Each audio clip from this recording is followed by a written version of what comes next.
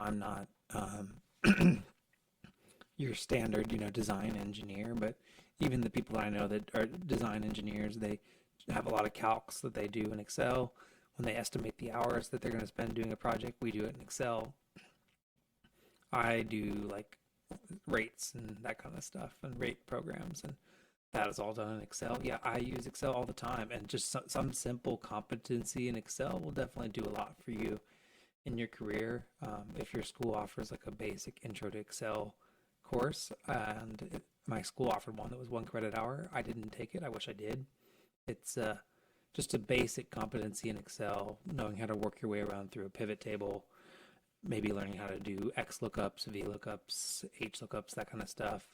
And then, the savvier stuff of getting into VBA and all that kind of stuff. But yeah, having a basic competency in Excel is very useful, and I use Excel pretty much every day at work, other than like Outlook, which I send emails through, and in Word, where I type documents.